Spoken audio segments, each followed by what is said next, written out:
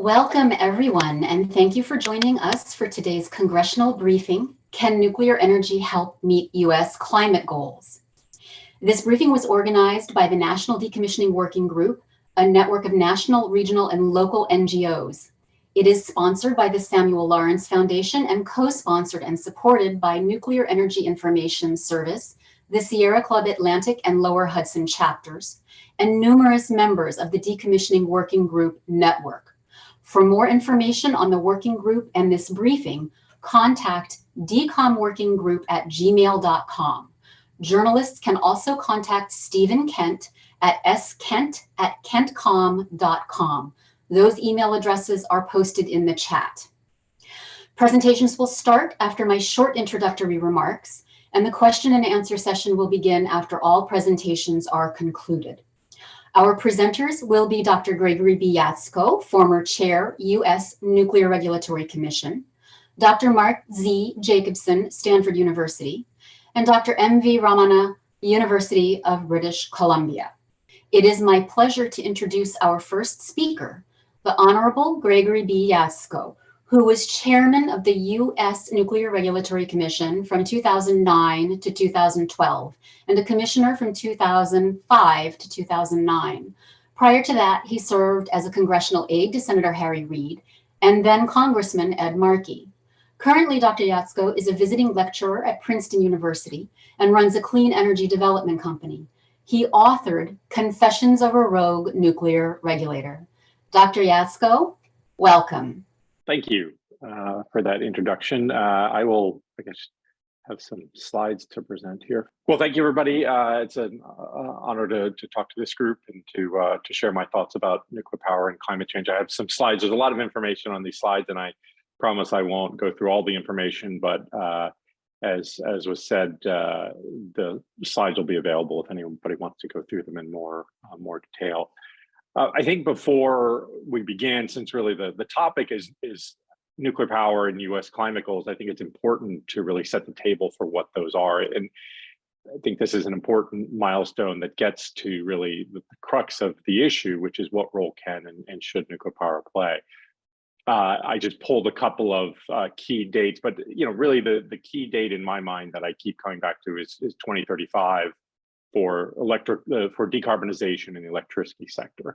That's certainly a stated goal of the Biden administration. It's also effectively the recent goal of the IPCC as was announced recently. So, that gives you a sense of the kind of time frame we have to really deal with the electricity sector, which is right now where nuclear is primarily thought of as an asset. So, because none of these electricity infrastructure assets are deployable in an instant, when we think about 2035 as a goal for decarbonization, that means we have to have infrastructure in place, certainly by 2030, with meaningful large-scale deployment in order to be really an entity that can contribute meaningfully to that 2035 goal. So that's a little bit of the framework for the discussion that I'll present.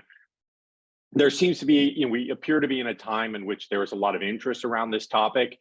I pulled a bunch of these. I didn't give sources and citations for these, but these are all various headlines related to these issues of nuclear power and climate change. America's warming to nuclear power was about polling results. America's support for nuclear energy highest in a decade. You can read all the headlines here. What's interesting is that not all of these come from the same time period, and a lot of what we're seeing today reminds me very much of what happened about 10 to 12 years ago when I was at the Nuclear Regulatory Commission. So if you'll see here, in fact, everything on the left is from over a decade or more ago, and everything on the right is recent. So we had a movie in 2013, Pandora's Promise, which basically made the promise that nuclear was going to be a solution for climate change, and environmentalists needed to kind of come around on those issues. A similar movie came out about a decade later. And so, what I'll talk about today is in many ways what happened in that earlier time frame and where we are today, and what lessons, if any, that tells us about how I think this period will go going forward. So, I think it's important, again, to put in context, and these aren't my words. This was an opinion piece that was published in 2015 by a number of energy and climate experts, James Hansen among them, indicating what we need to do for nuclear to be an element of climate change. And this is globally. And one of the statements they made is that we're looking at a total requirement of 115 reactors per year to 2050. And again, this was in 2015. And in their statement that nuclear will make the difference between the world missing crucial climate targets or achieving them. So again, I think just to set the table and put this in context, in 2015, there were calls for hundreds of reactors to begin being built every year. Maybe you could give them some slack and say it's 2023. Well, if we look at how we're doing, we're nowhere close to 115 reactors a year. We've certainly never done that in the history of the industry. So it's certainly a monumental task for nuclear to be a major contributor in the climate fight. Perhaps there'll be a minor contributor, and I think that's something that certainly we could talk about a little bit more.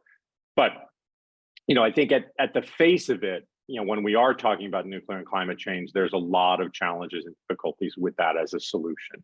The first and foremost is that we're simply not, nor have we ever built reactors at a scale that really could contribute meaningfully. And of course, if you look in the last decade or so, while we've built a handful of reactors or two handfuls of reactors every year, we've also had almost an equal number of reactors go offline. So the net increase has been on a handful every year. So obviously things would need to change. And that's a lot of, I think, what the focus is right now is how can we change the policy paradigm so that nuclear power can become a meaningful contributor. And what I want to talk about, and again, is going back to that idea that where we are today is where we were about 10 or 15 years ago, or even 20 years ago, where there was a tremendous effort and push to stimulate through policy new reactor construction because of the need to have nuclear power as part of a climate strategy. It wasn't as extreme of a need at the time as I think it is today. But it certainly was a significant discussion, certainly among nuclear proponents, about this idea of nuclear being a solution for climate change and wanting significant policy to overcome these historical hurdles for large-scale nuclear deployment, or at least, certainly in that last 20 to 30 years. So, what did we do? Well, one of the first efforts was something called Nuclear Power 2010, which was a Department of Energy effort to basically test out the licensing process with the Nuclear Regulatory Commission, because for much of the undertone for a lot of these issues is that regulations make it difficult to license reactors, to build reactors, and that's really what's been holding us back. So in 2002, the Department of Energy started this program, got significant funding to test out the NRC's licensing process. Now, I'll note that the original programmatic goals for that were to have orders from one or more nuclear power plants by 2005 and operation of new nuclear power plants by 2010. Obviously, those goals were missed. Although one could argue perhaps that orders were in the pipeline for new reactors, but they probably wouldn't come till a little bit later. But there certainly were no plants in operation by 2010. And I'll go through in detail a little bit more what was done there. The Energy Policy Act of 2005 was a significant stimulus for the industry, essentially addressed some of the main issues that the industry felt were challenges at the time. One was a risk insurance program to hedge against regulatory delays, a production tax credit for these new and advanced reactors that was limited to a certain number of reactors, but certainly was a significant incentive for those reactors that were initial designs that were intended to be built first. And then federal loan guarantees, which was also a very significant, because of course, one of the challenges with large scale reactor builds is the concerns about financing costs and long construction times. So loan guarantees were a way to help reduce borrowing costs through, and quite frankly, in some cases, even allow borrowing when there was a lot of skepticism about new reactors. And then in 2012 was the culmination of about 4 or 5 years of, or probably 3 years of effort on SMRs and a strong SMR small modular reactor support program to the tune of about $500 million over 5 years. And that was started in 2012. So just to give you a sense, and I'm not going to go through all of the details, I'll just skip to the bottom line. There were 2 key elements of the Nuclear Power 2010. And there are I'll just say there are other federal programs, there's R&D programs, there's a number of things that have been done to support the industry. What I'm trying to focus on is those things which were really designed to get reactors built and operating. So one element of that was the Nuclear Power 2010 Early Site Permit Program, which was to support the process of using early site permits, which was an enhancement to the NRC's regulatory process to facilitate licensing of reactors. 3 early site permits were supported through that program. And 3 of those, they were all issued, licenses were issued, or early site permits were issued for all of those, generally in a reasonable time frame. No reactors were built at any of those sites. So it was largely, a test of the process, but it determined the process could work, but no reactors came out of it. So you can look at that as a success or a failure, I suppose, depending on what you think the ultimate goal was. But again, if we look back to 2012, the goal was actually to get reactors built by 2010. A key element of that program as well was the and Nuclear Power 2010 combined operating license support effort, which did wind up switching, if you will, to the winning horse in the race, which was the Vogtle that became really the lead license for a new reactor design. That license was ultimately issued in 2012 when I was at the Nuclear Regulatory Commission, and I'll talk a little bit about where that program wound up. But ultimately, no more than one of those COLs ever turned into an actual construction at a reactor. And there were other designs that were considered and that were supported, but only the AP1000 design type ever made it into an actual license.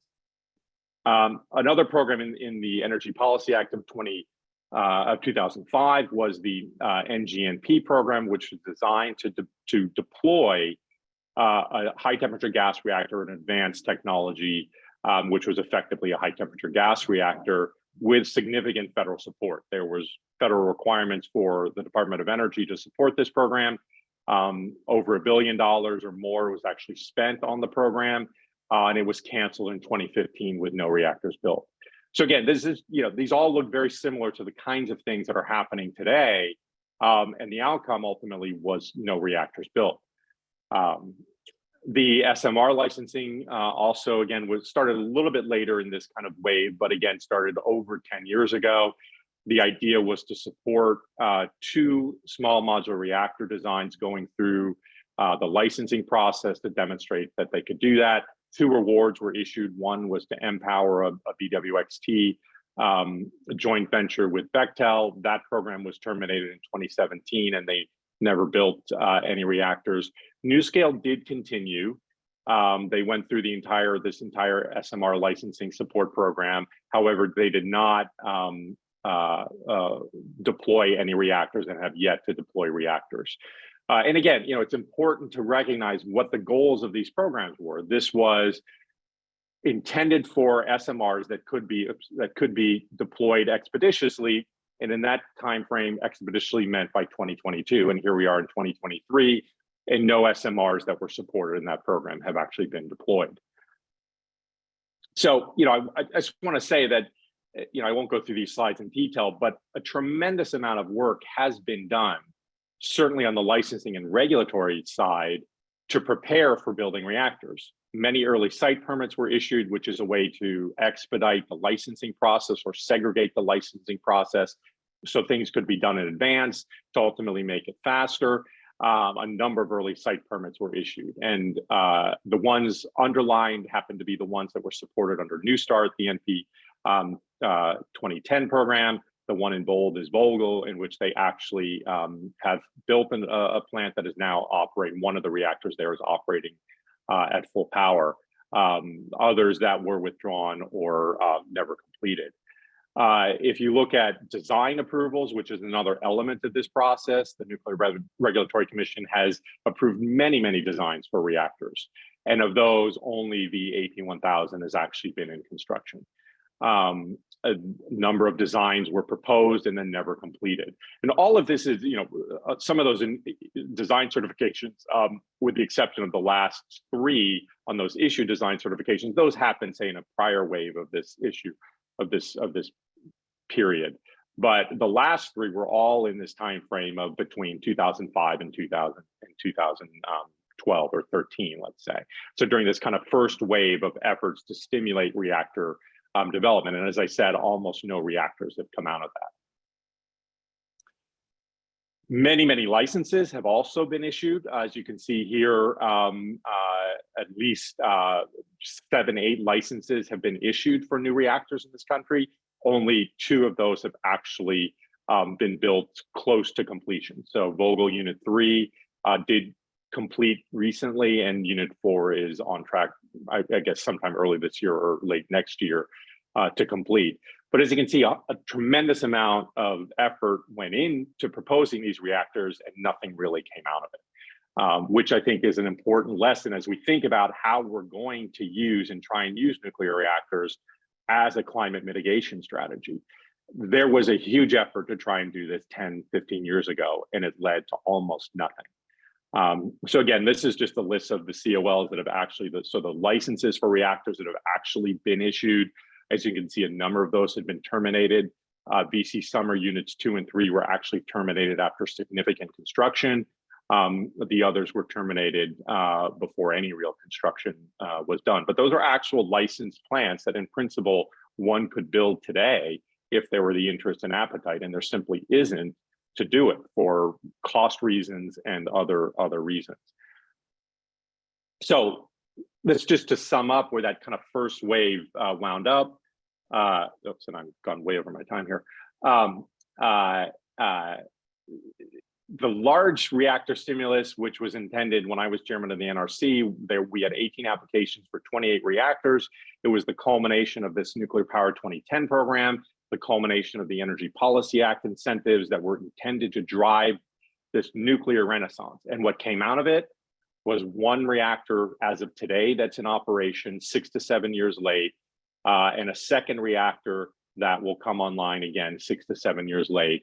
And the cost estimates are more than double certainly what the initial estimates are or were. And more importantly, they have priced these reactors out of really being a viable generating source for any reason, whether it's to solve climate or any other energy, electricity need you might have.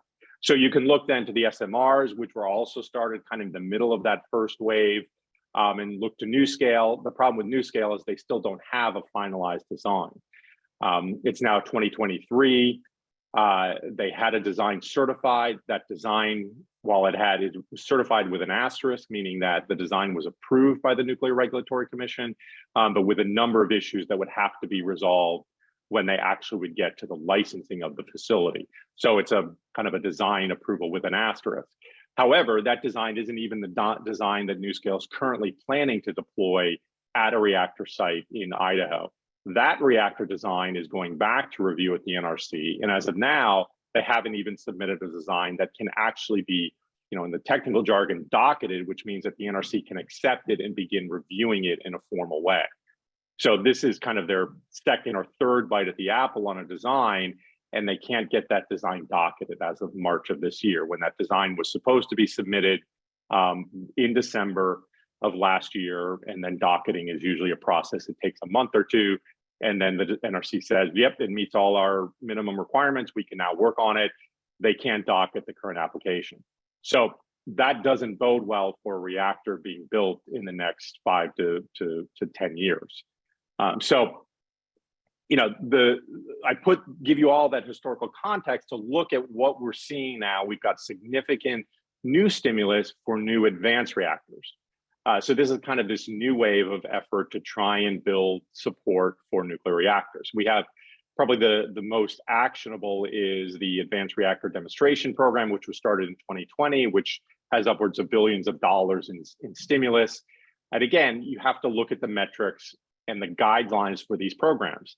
The first phase and the most actionable phase, which I'll focus on the most, was to award grants for 2 reactors that could deploy rapidly, meaning that could deploy and be operational in 5 to 7 years. So 2025 to 2027. So that's 2 to 4 years from now.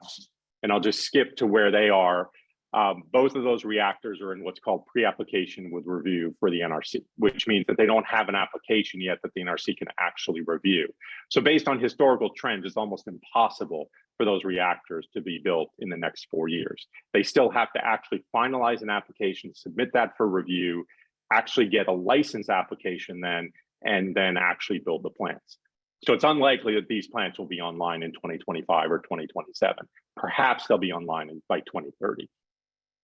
So coming back to what does all of this mean? Well, our goal is if nuclear is going to play a significant, meaningful contribution in climate change, plants need to be able to deploy at scale in 2030 in order to contribute meaningfully by 2035.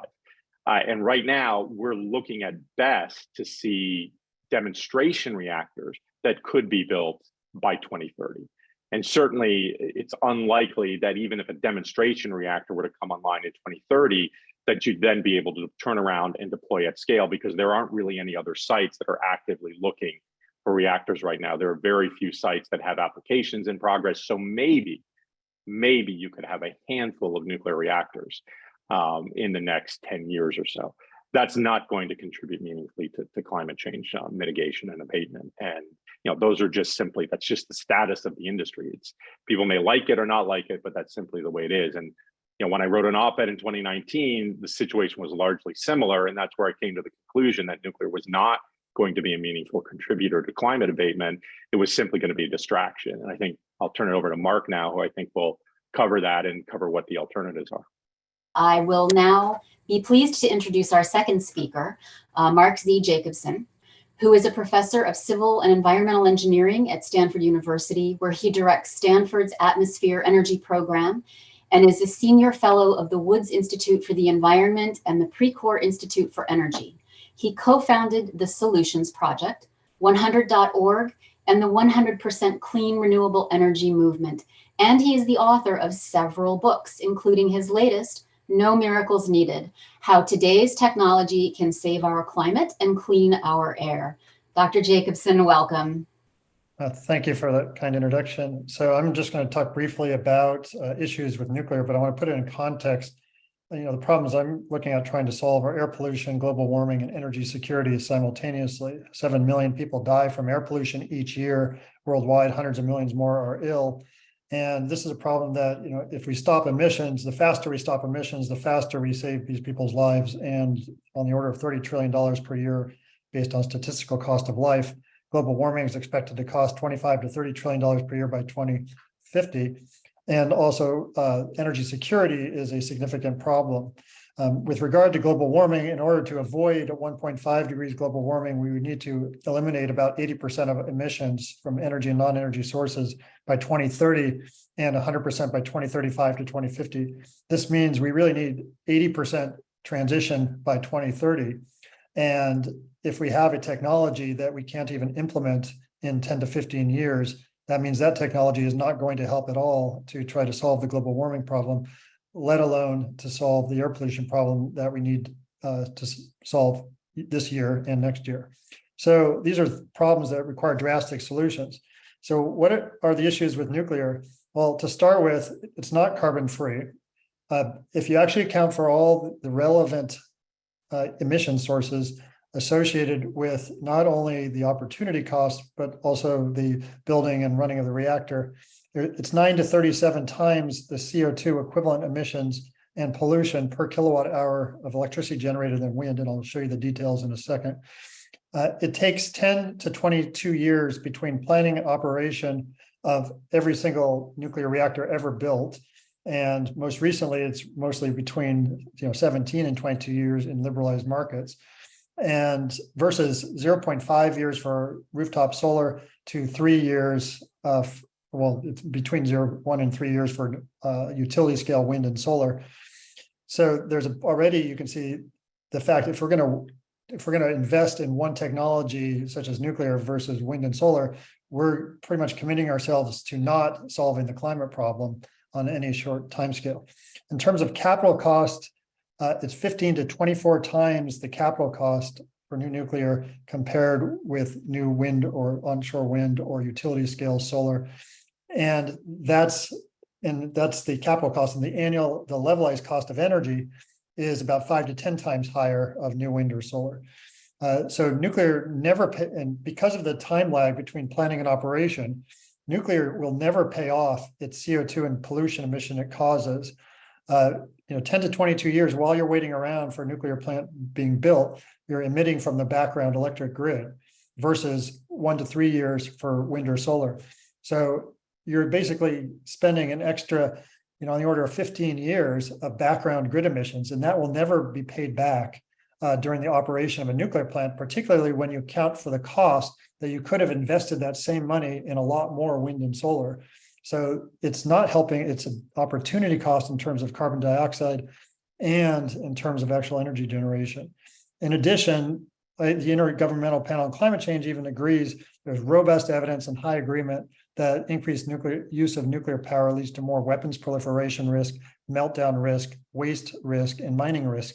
And so several of these are energy security problems. So in terms of solving the problem of climate change and air pollution and energy security, new nuclear is no help whatsoever. So let's look at some more details here. The time lag between planning and operation. This is not just the construction time, it's the site permit time, which in the US takes 3.5 to 6 years, construction permit approval and issue time, which is 2.5 to 4 years, and then construction time is 4 to 17 years. So it's 10 to 22 years between planning and operation.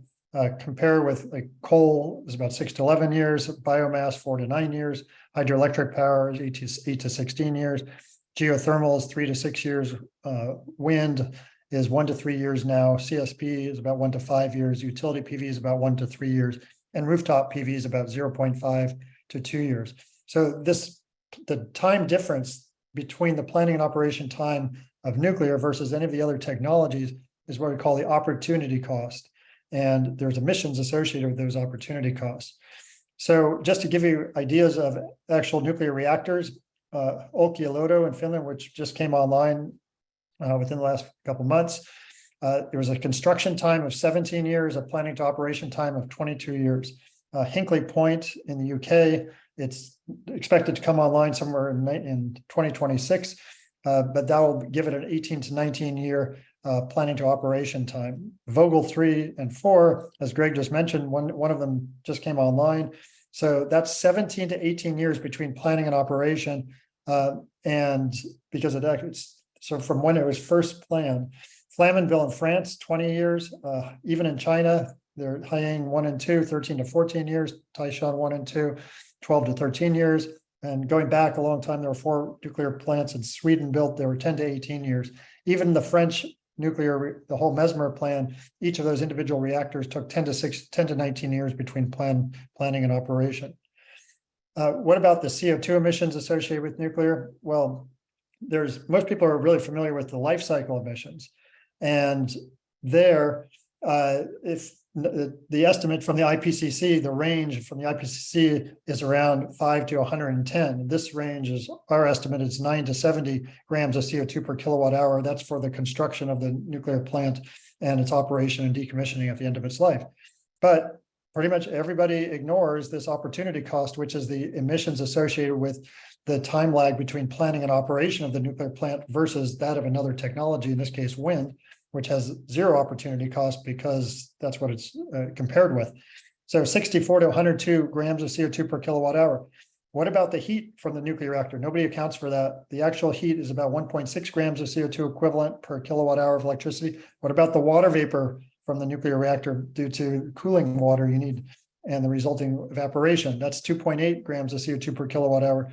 Well, weapons proliferation risk, people will debate that, but it's pretty small. And then just covering land with the material, with concrete on the ground is a pretty small number too, but it's 78 to 178 is the total, mostly opportunity cost and life cycle emissions, but also water and heat. Compared with offshore wind, the life cycle is 7 to 10.8. There's no opportunity cost by definition. Heat, onshore wind farms or turbines actually decrease global temperatures. They'll increase temperatures right downwind of the farm because in the mechanism of reducing heat by wind turbines is they slow down the wind, that reduces evaporation. And evaporation is a cooling process. So less evaporation means that you warm the ground downwind of the wind farm. However, because you have less water vapor in the air, there's less condensation of that water vapor to form clouds in the air. So that, and condensation releases heat. So you have less condensation, so that cools the air. So those two processes cancel out. But now you have less water vapor in the air, and water vapor is a greenhouse gas. So when you actually account for the greenhouse gas cooling of lots of wind turbines, you get a net cooling of climate due to wind turbines. And that's about minus 1.7 to minus 0.7 grams of CO2 per kilowatt hour. You also have less water vapor, as I mentioned, and those are the combination of those two effects cause wind turbines to actually reduce global warming on their own, in addition to offsetting CO2 emissions. And so when you add that up, it's 4.8 to 8.6 grams of CO2 equivalent per kilowatt hour. So it's 9 to 37 times the emissions for nuclear compared with onshore wind. It's not zero emissions for nuclear. Okay, what about, let's do an example of actual cost and lag times with Vogtle. So Vogtle was 2.23 gigawatts for 2 reactors. It's cost $35 billion so far, and took 17 to 18 years between planning and operation. In the first quarter alone worldwide of 2023, there were 23.5 gigawatts of wind installed at a capital cost of $15.2 billion, which is $0.65 a watt, versus $15.6 billion, $0.65 a watt versus $15.6 a watt for this Vogtle plant. And these wind farms took 1 to 3 years from planning to operation. So if we just took 35 billion for Vogtle, that could either buy this 2.23 gigawatts of nuclear, or it could buy 54 gigawatts of wind worldwide. So in other words, wind, for the same amount of money, wind provides almost 25 times the peak output and 10 times the annual average output as the nuclear for the same money, and 14 to 17 years faster, with 9 to 37 times less CO2 equivalent emissions per kilowatt hour. So which would you rather spend money on? Something that you can get 10 times more energy output, on the order of 15 years faster, or something that's going to be much more expensive and slower. So the alternative, and I'll just be really brief and wind this up now, the alternative to using nuclear is just going to clean renewable energy. So transitioning all energy sectors, that's electricity, transportation, heating, cooling, and industry, to existing technologies. We have 95% of the energy technologies we need to transition. We have storage technologies. We need electricity storage, heat storage, cold storage, and hydrogen storage. And so we have the existing technologies in terms of the generation. We have most of the storage we need. Batteries will probably dominate in terms of storage in the future, and the cost of batteries has come down significantly. We've developed plans for 145 countries worldwide to transition to 100% renewable energy. We find that the end-use demand in 2018 of all these countries were 13.1 terawatts. If we go to 2050, that'll jump to 20.4 terawatts of end-use demand. Electrifying all energy, providing with just wind and water and solar, which you can implement quickly, as we've discussed, you go down about 56% due to the efficiency of electric vehicles, the efficiency of heat pumps, the efficiency of electrified industry, eliminating mining for fuels, and energy efficiency improvements. So we get a 56% reduction of power demand without changing our habits by going to clean renewable energy, electrifying, going to clean renewable energy. And we could then provide, this shows the same thing, but a timeline from 2020 to 2050, showing that if we don't do anything, we go along the top line.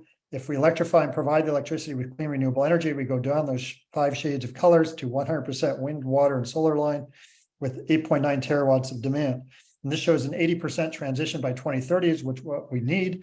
If we go down the nuclear path, we can't have anything close to this transition because you just can't put up nuclear in any time soon. Even these small modular reactors, as Greg said, you won't even have test reactors available until 2030. We need 80% transition by then. And this shows that 100% by 2050. The capital cost of transitioning based on projected costs of clean renewable energy and storage for everything is about $62 trillion worldwide. In the US, about 9 trillion, China, about 13 trillion. But what's really important is that the annual cost of energy, business as usual in 2050, that's $18 trillion per year we're spending on energy. but another health and climate cost of $60 trillion for $83 trillion per year social cost. If we electrify, go to clean renewable energy, we reduce power demand 56%, cost per unit energy another 15%. So the social the energy cost is now $6.6 trillion per year with wind, water, solar down 63%. We eliminate health and climate costs, and so we're down a social cost of down 92%. So just to summarize, we can transition to just 100% clean renewable energy. We'll create millions more jobs, 28 million more jobs than lost worldwide, long-term full-time jobs. We'd require less land than we currently need for the fossil fuel industry.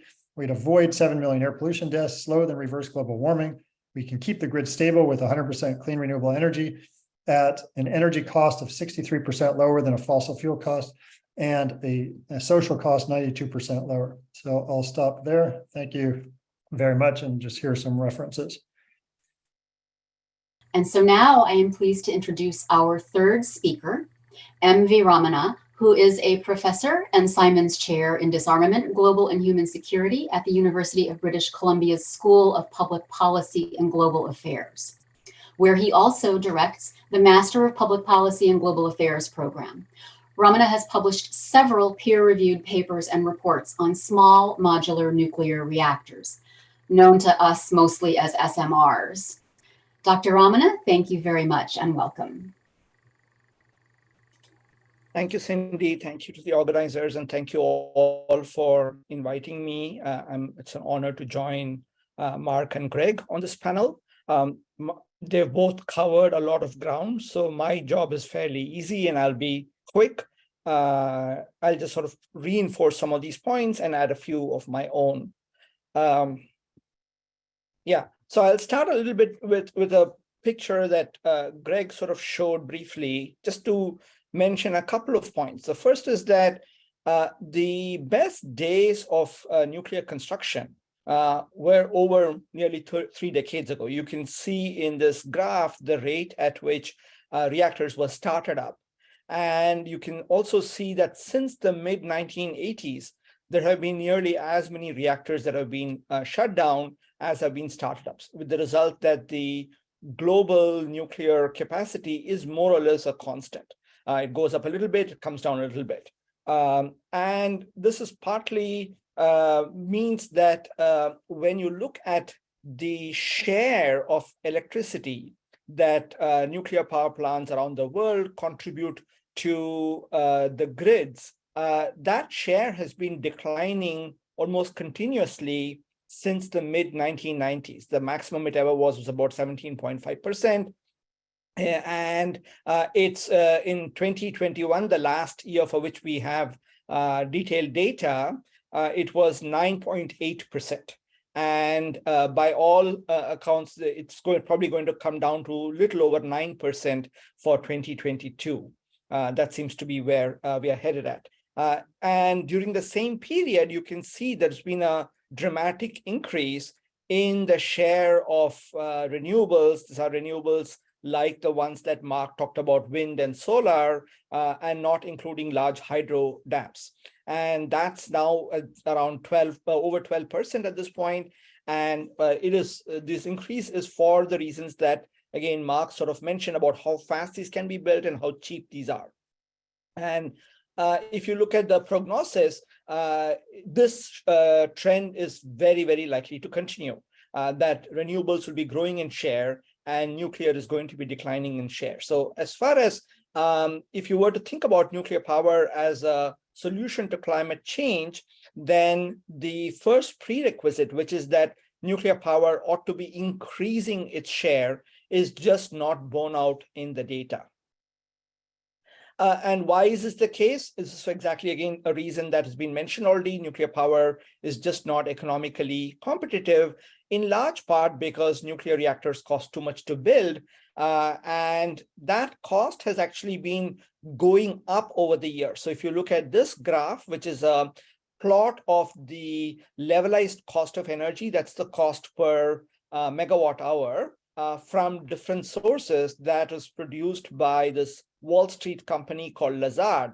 What you'll see is that solar has declined by about 90% in about the last dozen years or so, whereas nuclear power has increased by about 36% per megawatt hour. This is sort of reflecting the huge cost increases that Mark talked about. And this is not just a recent phenomena. One study that looked at over 180 different projects found that 175 of them had exceeded their budget. And it was by an average of about 117% an increase, which means about $1.3 billion per project. But of course, these recent projects have been much more expensive. And then those cost increases has meant more in absolute terms as well. And they also almost always are delayed. And again, I'm sort of repeating what Greg sort of talked about, which is that there was supposedly a nuclear renaissance happening in the United States, and around 30 reactors were ordered, and 15 of them were supposed to be starting operations by 2021. Only 4 of those actually reactors began construction, and 2 of them in the state of South Carolina were abandoned after over $9 billion was spent. And what we are left with is the Vogtle plant, about which Greg has talked about. The one other thing I should sort of mention to this is that the traditional argument in the nuclear industry has been that we know that the cost of building nuclear reactors is high, but they cost relatively a low amount to operate because a little bit of uranium goes a long way. And so the idea was that in the long run, reactors would make money. And that story has come undone in the last decade or so. And what we saw are several reactors shutting down because of high operational costs and the availability of cheaper alternatives, with the result that around 6 or 7 years ago, nearly a third of the fleet was supposedly in trouble.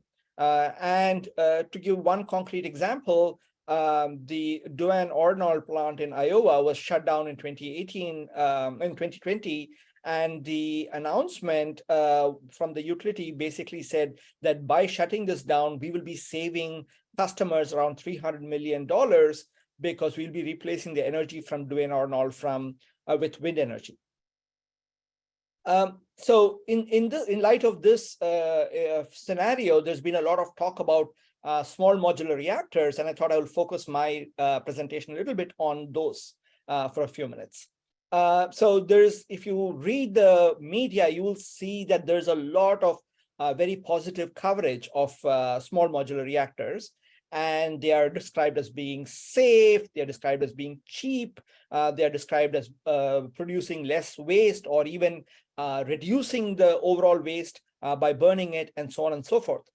But the reality is that all of these desirable goals will simply not be realizable in a single design. And the reason is that in order to do any of these, for example, if you wanted to burn some of the waste by fissioning some of the transuranics in the reactor, then you will need a fast reactor. And a fast reactor means that there are special safety challenges which make them somewhat more vulnerable to certain kinds of accidents. And fast reactors also have historically been more expensive to construct. But the more important problem is that the main challenge for nuclear power, as we have mentioned earlier, is the high costs of nuclear reactors. And small modular reactors will not fix that problem because when you go smaller, you lose out on what are called economies of scale. A reactor that generates 5 times as much power does not require 5 times as much concrete or need 5 times as many workers, but it will produce 5 times as much electricity and revenue. And therefore, this is the reason why the nuclear industry, which initially started by building smaller reactors, began to build larger and larger reactors. And that, when you sort of go back in history and try to go back to smaller reactors, you are going to make your sources of power more uneconomical. Smaller also means that all else being equal, it will probably produce more spent fuel and waste, simply because these reactors are going to be less efficient at fissioning the uranium because more neutrons will escape from the surface. The nuclear industry's answer to this is that, oh, we know that we're going to lose out on economies of scale, but because we are going to be making these in factories, we can manufacture large numbers of them, and by that means we can reduce it. So there are sort of two things to remember. One is that the idea of modular construction in factories was what was supposedly going to make the AP1000s that were built in Vogel and in China cheaper, and that just didn't happen. We saw the same kind of patterns of delays and cost increases. But also, if you look at historically, at a fleet-wide level, costs of reactors have increased over time rather than decreased. This is true both in France and the United States, which have the two largest nuclear fleets anywhere in the world. And the other thing is that even if we were going to have some kind of learning and reductions in costs, sort of going against historical trends, you would have to build far too many of these small modular reactors before they even break even with large reactors. And as we have sort of, as all of us have emphasized in these presentations, nuclear power, even with large reactors, is simply not cost competitive. So small modular reactors have absolutely no chance of being cost competitive in today's market. And the other thing with certain kinds of small modular reactor designs, especially the non-light water reactor ones, is that they produce wastes in forms that are difficult to deal with. These are chemicals that are not known to occur in nature. Things like sodium bonded fuel might result in the metallic sodium that has to be removed from it, and therefore some kind of reprocessing might have to be done. And these are all difficult challenges and only make the problem of nuclear waste management, which is already extremely hard, even harder. And I'll also say that, because these are nuclear reactors, there is absolutely no guarantee that they cannot have accidents. Even a small reactor can have accidents because we simply do not know all the possible ways by which a reactor can proceed to an accident, and therefore we cannot protect through all of these things. So the idea that there's something called safe nuclear power, which means that there is no accident, is just not a feasible option. And lastly, at a global level, if you think about nuclear power as contributing to dealing with climate change, then nuclear power will have to expand in a very large number of countries, which are all growing rapidly and demanding more and more energy. These are countries like India and Indonesia and Nigeria and so on and so forth. And the question to ask is, if all of these countries were to acquire nuclear power plants, they also get the capacity to make nuclear weapons, because even a small reactor has fairly large requirements for either uranium enrichment or will produce relatively large quantities of plutonium. Therefore, there is going to be a fairly large capacity to make nuclear weapons. Whether they choose to make it or not is a matter of choice rather than of capacity. And this is something which we want to think about when you consider all the debate over what Iran is doing, for example. Would you want to have similar debates about other countries? So just to sort of summarize, this is true for both the United States and elsewhere. Should we expand nuclear power to solve climate change? There are sort of three sets of properties which make it uniquely undesirable: the risk of accidents, the fact that it is linked with nuclear weapons proliferation, and the production of radioactive waste that are very hard to deal with. And because of the timelines of how long it takes to build reactors and how costly it is, it's not a feasible solution to climate change either. So I will stop here, and there are lots of questions, so I think I look forward to answering some of them. Thank you very much. What would be your suggestion, and this is to all three panelists, so please feel free to answer, for how power grids balance the intermittency of wind and solar and baseload low carbon generation, if not nuclear, given the battery storage right now can deliver about 4 hours of output to the grid? First, nuclear does not, demand for energy is variable and continuously variable, and nuclear provides a flat supply, and then it's down on average 10% of the year in a lot of places, but in France, for example, it was down 48% of all of 2022. And so nuclear does not match demand. And so you do need backup. You need hydropower or natural gas or batteries to provide the difference between the base load that's provided by nuclear and the actual demand. So it's a prevailing myth that just renewables will require backup, but nuclear does not.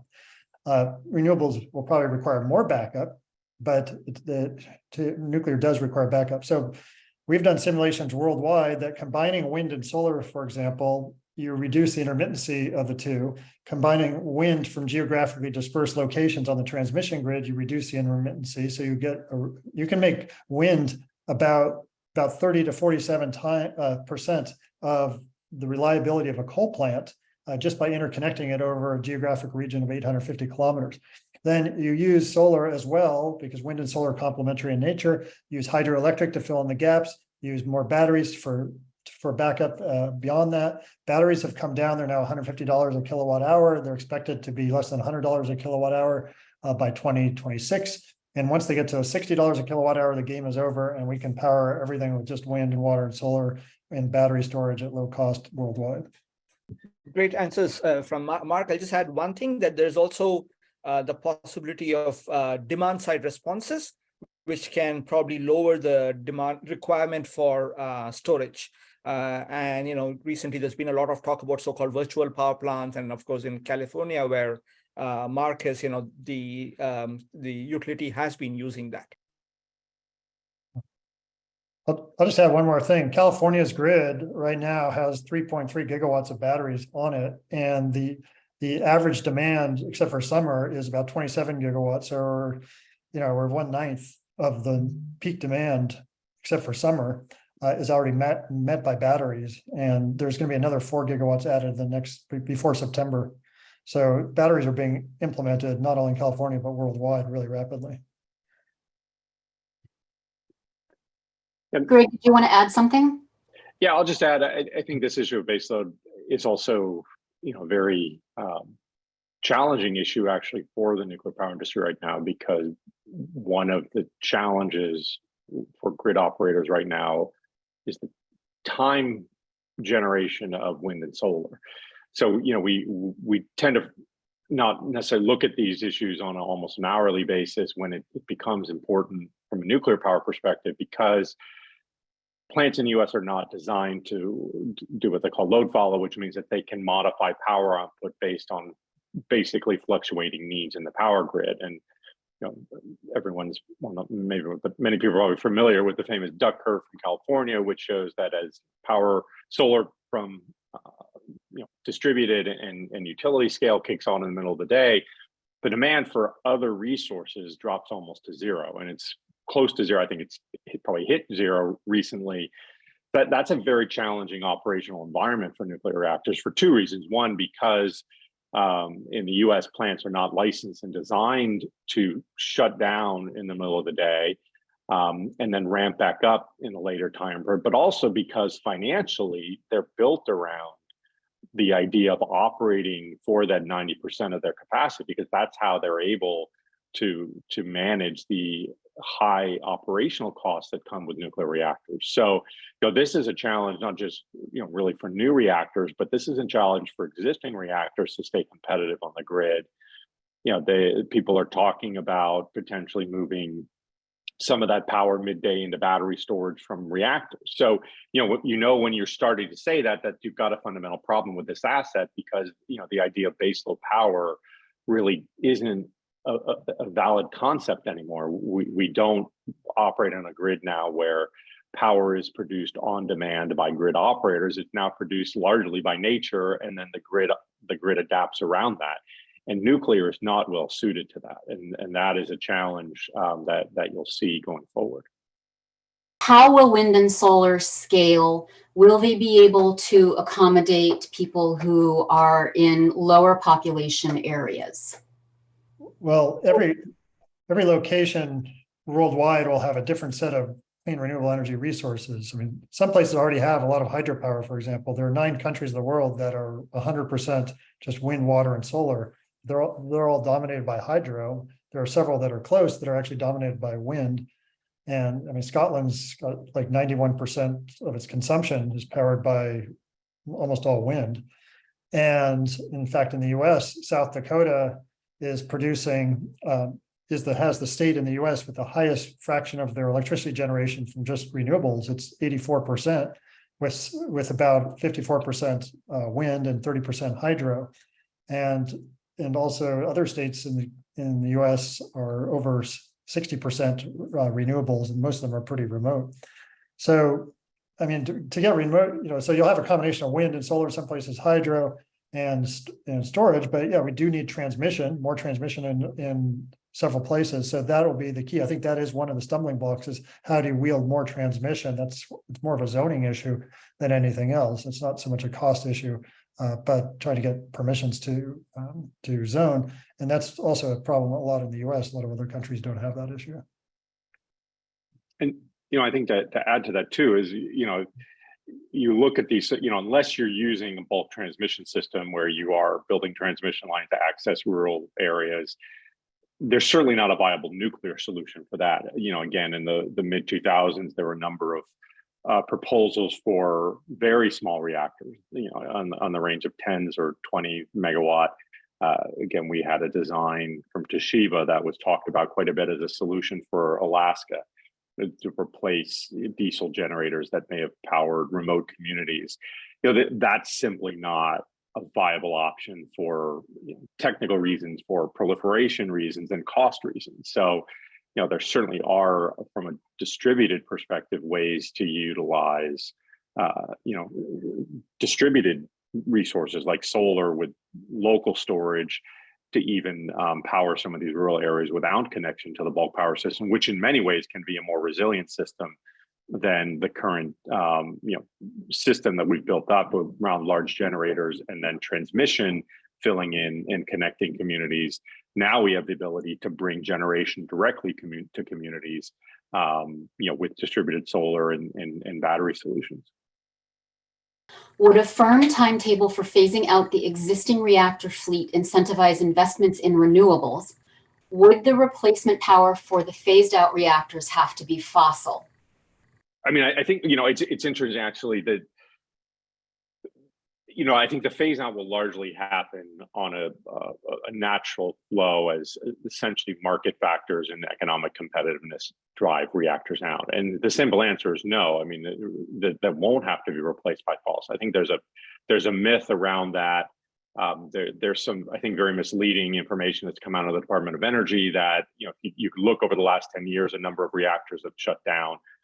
And for some of those reactors that have shut down, some planned, some unplanned, but for not all, you see a short blip in carbon emissions in that state, let's say over that year or so. But within 2 to 3 years, you're typically back down to a trend line of decreasing emissions because of deployment of wind in that time period. Primarily, we're talking about over the last decade or so, a significant amount of wind has come online. Or solar or other carbon-free, or a fuel switch from natural gas to coal. So, that there's really, I think, no strong correlation between reactor shutdown and carbon emission increases. From a purely, I think, technical perspective on the grid, any issues like that are really more driven by policy. And I think right now we're in an era where policy is working against the renewables in a way that I think we haven't seen in a long time. Because, I think because they're winning, and that's putting pressure certainly on the nuclear industry, which I think manifests in the massive amount of media coverage about nuclear as a climate solution. And you're starting to see it now, I think, in efforts to preserve fossil resources and to really limit the ability of solar and wind expansion for NIMBY reasons or other issues that I think are driven largely by political objectives to maintain fossil. So there's certainly no basis for, I think, thinking that nuclear would be replaced by fossil. I think that any nuclear plant that requires subsidy should be shut down, because first of all, that plant is going to need to be replaced shortly in any case, and that subsidy could have been used not only to And so there's a certain amount of money that would have been spent anyway to replace that nuclear plant. And then plus on top of it, there's that subsidy that could be used to produce even more wind and solar. And so, for example, in New York, they subsidized 3 reactors for the tune of over $7 billion for 12 years. And so they're going to shut down in any case in 2028. But that $7 billion, it would have cost about $9 billion to replace the nuclear plants with wind and solar. So in addition to the fact that they have to spend $9 billion, they'd lost $7 billion. So that's $16 billion they could have spent on replacing more wind and solar. So that would have resulted in more carbon savings if they'd actually invested that money in replacing the nuclear plants. Diablo Canyon is being kept open, and the initial subsidy is $1.4 billion. And it's going to be more, and it's going to be more costly to keep that plant open. But on top of that, Diablo Canyon is basically hogging the transmission line to the coast, and there's a lot of offshore wind being planned right offshore of where Diablo Canyon is. But because there's 2.2 gigawatts or so of nuclear being on that transmission line, that means there's that much less wind can be added, offshore wind. So it's not only hogging a subsidy and causing costs to go up as a result of the subsidy, but it's preventing new renewables from going in California and hogging the transmission line. So this is just an example of bad policy that delays a real solution to our problems of climate change and air pollution.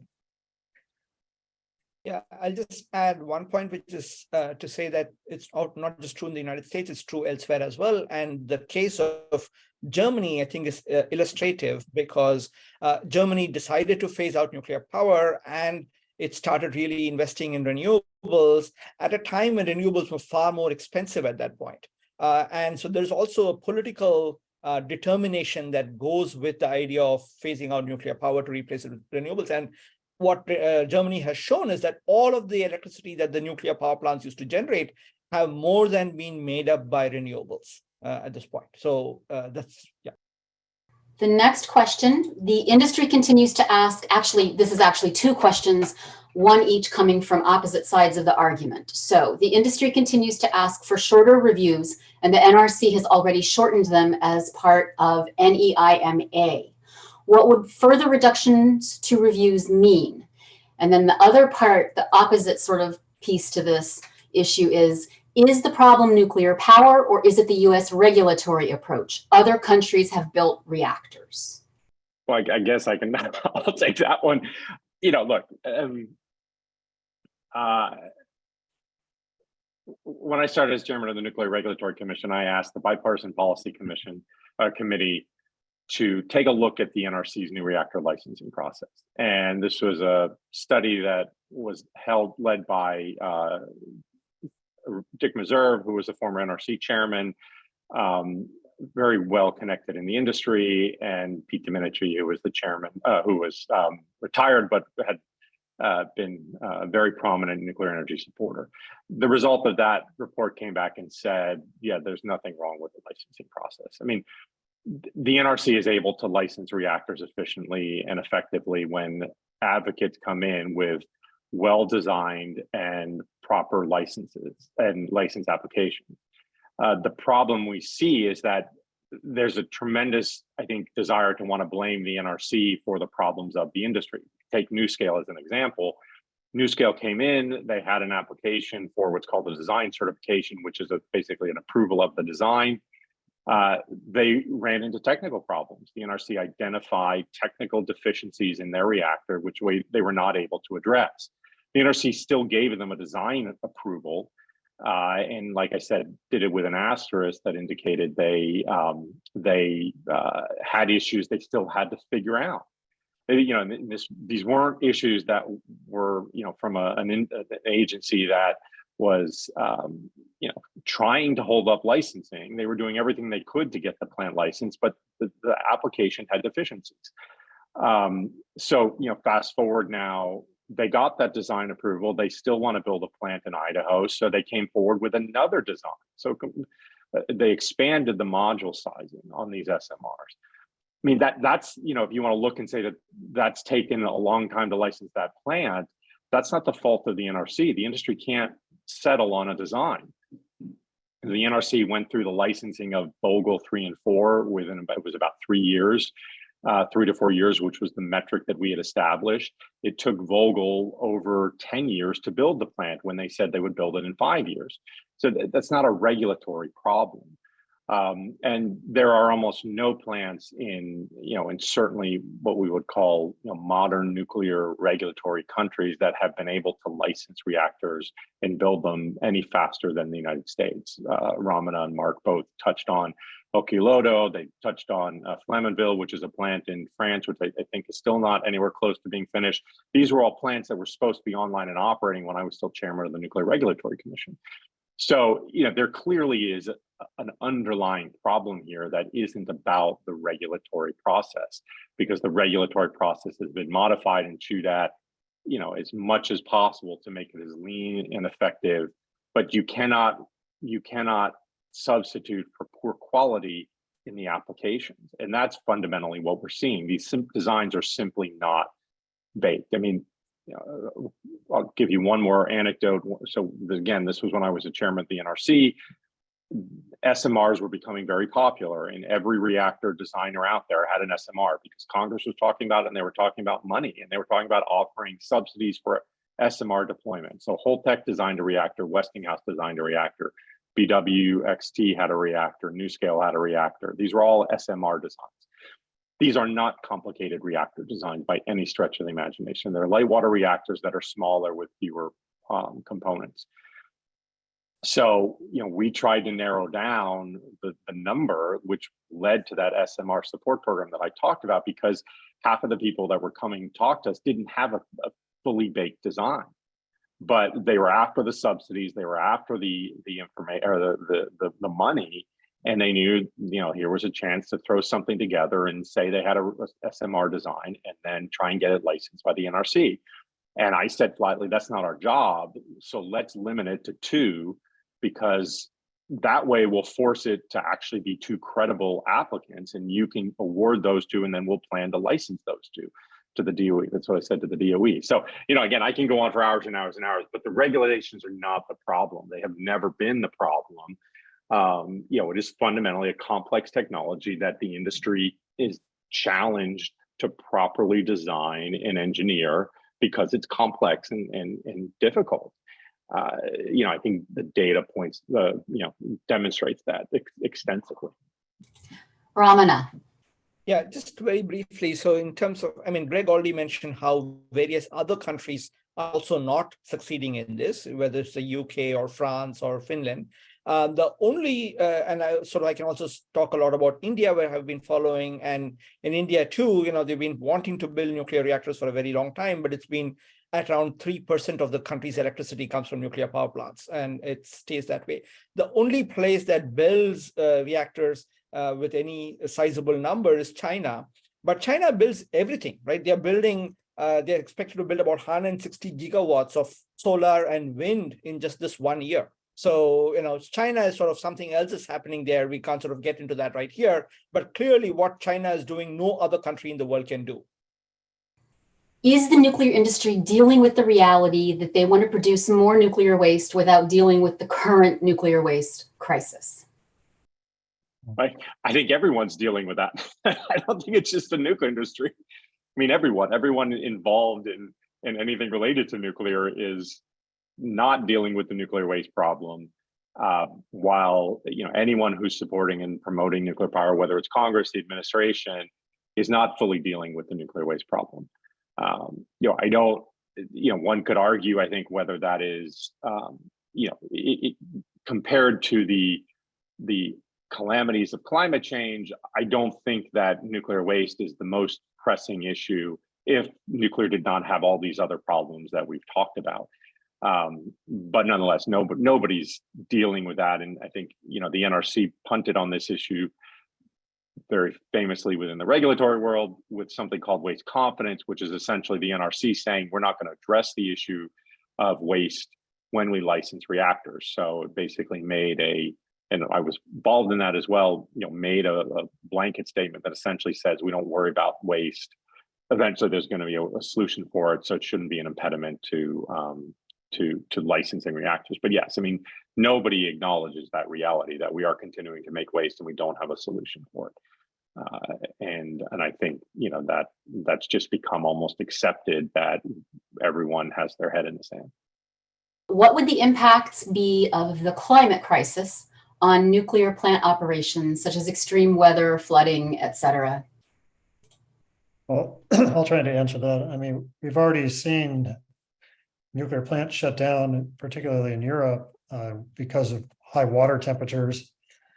And that's just going to increase. And there was, in fact, a study looked at this issue of how is future climate going to affect nuclear output. And if I recall correctly, you know, it's as expected, you expect more reactors to go down more often. I mean, this is part of the reason last year in France, the capacity factor of all 56 reactors over the entire year of 2022 was 52%. I mean, part of it is because they have an aging fleet and they're required a certain amount of shutdown, but in addition, there are also breakdowns, but then a portion of the shutdowns were due to higher water temperatures. And so, you know, this is a problem that's only going to get worse. So, yeah, I mean, I don't know any other way to say it. It's just going to be a problem we'll have to continue dealing with. I'll just add one more thing. Apart from sort of all the operational challenges, this also results in financial challenges, because any of these shutdowns means that they're not generating electricity and revenue during that period, but they also have to buy replacement power. And in the chat, I'll throw a link to a paper that me and a couple of colleagues wrote on this particular issue. This next question sort of speaks to more public opinion than it does to science specifically, but it's regarding the catastrophes like Fukushima and how they squelch nuclear growth. If so, do you think that nuclear power's future will always be vulnerable to public opinion and what this person who wrote the question calls rational fears? And so I guess what I would like to hear an answer to is the extent to which you think public opinion should absolutely be part of or not part of a decision to have nuclear technologies. Thank you. Well, I think the issue of meltdown is a serious issue. I mean, 1.5% of all nuclear reactors ever built have melted down to some degree. So I mean, that's just manifested in public opinion, the actual reality of problems. I mean, weapons proliferation is another major problem that, you know, multiple countries of the world have developed weapons secretly under the guise of civilian commercial nuclear energy programs or research programs. And so, yes, I think that to the extent that the public opinion is reflecting the reality of dangers of nuclear power that are being swept under the rug, basically, I think that's important to hear public opinion on this issue. Yeah, and if you want to talk about being in a democracy, then public opinion ought to manifest itself in decision making. You know, I would say, I mean, I also think that there is a perception that that's true, but I'm not sure that, you know, if you truly correlated public reaction to accidents with the long-term trajectory of the industry, I don't know that there's a correlation between those. You know, we have an anecdote, so we'll talk about Germany after Fukushima as a country that decided to change direction. But some of that was already in the works in Germany anyway. There was perhaps an instigating event, but in the US, it was almost the opposite reaction, which was to move forward with reactor construction. And that was at the time of this so-called nuclear renaissance. So I don't know that there's actually is a correlation between kind of public perception following accidents and what happens with the nuclear industry. Again, you could look at the US accident at 3 Mile Island and make arguments about and in fact, in some of these films that I mentioned, there are statements to this effect that 3 Mile Island led to the kind of the halting of the nuclear industry, and it didn't. We built more than 50% of the reactors that were that have been built in this country were built after the 3 Mile Island accident. So, you know, I think it does have an impact, but I have yet to see where it actually correlates to really having a meaningful impact on the industries, which is probably a broader statement about our democracies and how our democracies work than it is necessarily about you know, whether that opinion matters. Thank you so much for weighing in on that, Greg. I actually want to pull a thread that Mark mentioned, and that was proliferation. Just sort of unpack for us the danger of that with the current fleet that remains open and with the future fleet if they actually get built. And then we will take our final question.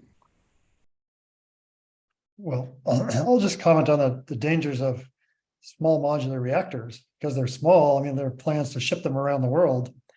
And, there are on the order of 30 countries in the world have nuclear energy facilities, but there are a total of around 200 countries in the world. So imagine, so far, like at least 5 countries have developed weapons secretly under the guise of civilian programs or research reactors. So imagine sending out small modular reactors around the world. So it just makes it easy to either harvest plutonium or enrich uranium more, or to as a reason to import uranium to then secretly enrich it.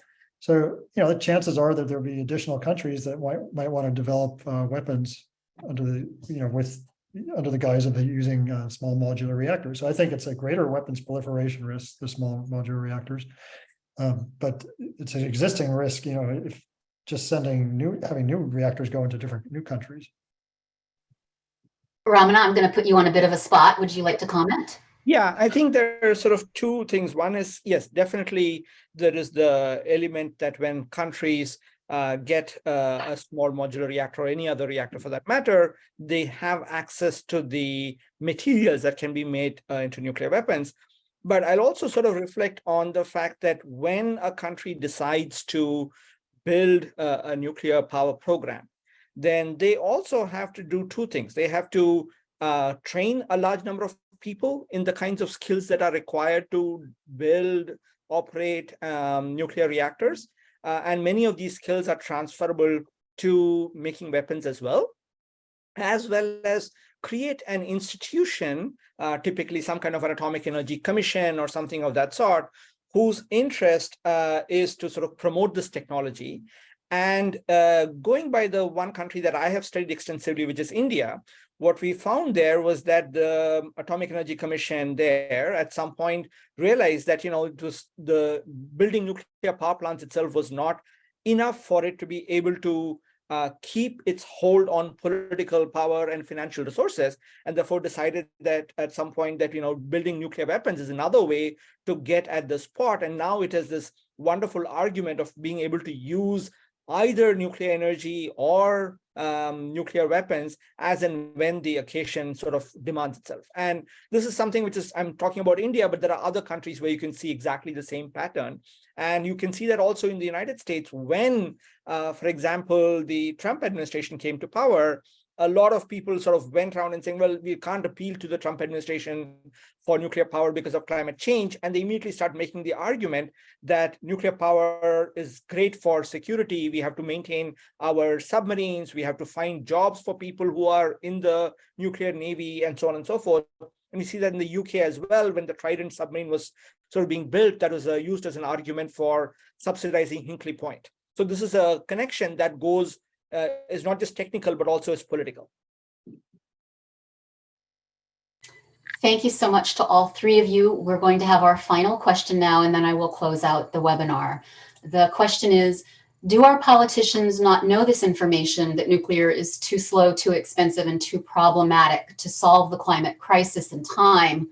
Are they ignoring it for political reasons? So again, this is asking you to remove your scientific hats and sort of look at what's going on in the political realm. Thank you very much. Well, Mark, you want to go first? I'm happy to go first. You can't worm. You go ahead. I mean, I've been in the middle of those things. It's financial. It's that, they're definitely, most members of Congress are not expert on every issue, and they have to deal with every issue the country faces. So not all of them can become experts in nuclear power. They, I will say, inordinately get exposure to information that talks about the benefits of nuclear power. And, the people who have access are, people who have resources, have money, all the politics of power. I mean, that's what's happening, because the facts are pretty clear. This is not a viable strategy for climate change. It's just it may be an aspirational solution for climate change, but it is not a viable strategy for climate change today. You could have argued 15 years ago, had the nuclear renaissance been successful, it would be today, because we would be on the verge of the ability to build dozens and dozens of reactors, and perhaps have dealt with cost issues and all these things. But yeah, I think they don't have access to enough information. I think they're not getting the right information, and the industry is not providing them with accurate information. Well, so I think the support for nuclear, like coal or oil, in Congress is proportional to the number of lobbyists, and the number of lobbyists is proportional to the penetration of the energy source in the U.S. electric power grid. So nuclear still has a significant portion of electric generation in the power grid. So it has a lot of lobbyists, and they convince a lot of policymakers. So there's certain policymakers also that they're not going to change their mind, but there are a lot, as Greg said, that don't have the right information.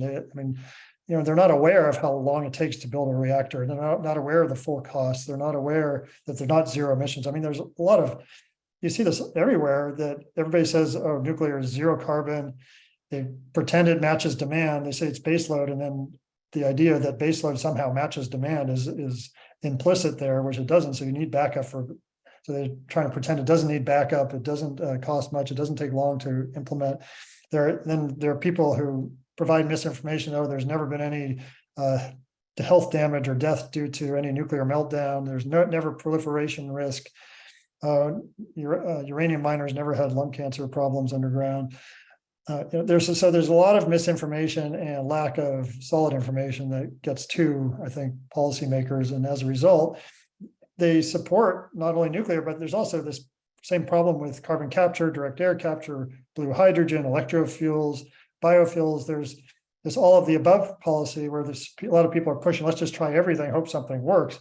And right now we just do not have enough time to try everything, and we have limited amount of money, and the problem is so huge. We really need to focus on what works, and that is really lost even on the current administration. 40% of the Inflation Reduction Act money is being spent on technologies, not only small modular reactors, but carbon capture, blue hydrogen, et cetera, that are completely useless for helping solve the climate problems. 60% of the funding is spent on good things, but this is an endemic problem about people just pushing everything, and because there's a financial interest in it, or because they have a perceived, people just say things that are just not backed up by science or based on old science.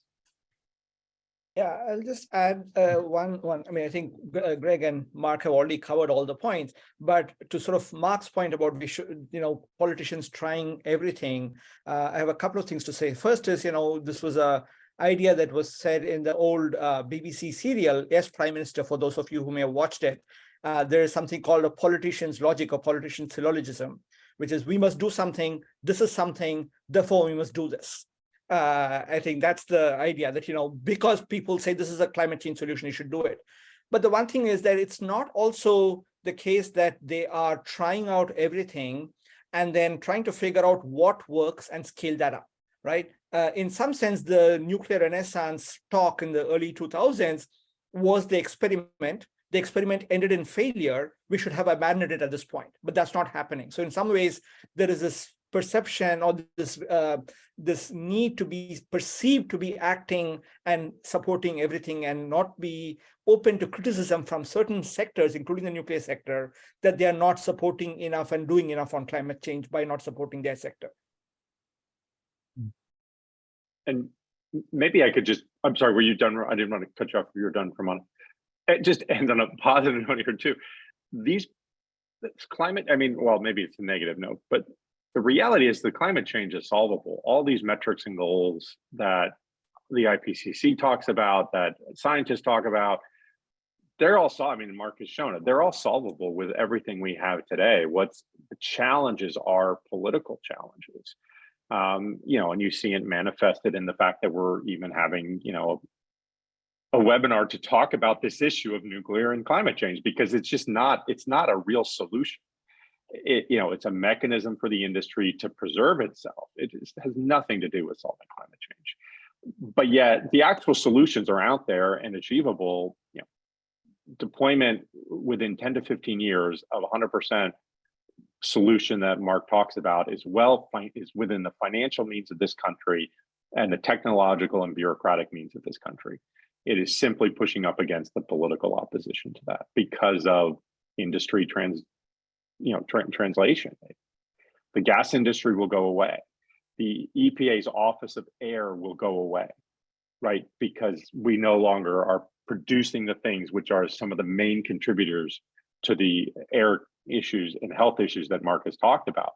We're talking about such a fundamental change to the way that our country works and operates that it's engendering opposition from the entrenched industries, and that's what you're seeing. It's not a technical, financial, or bureaucratic challenge.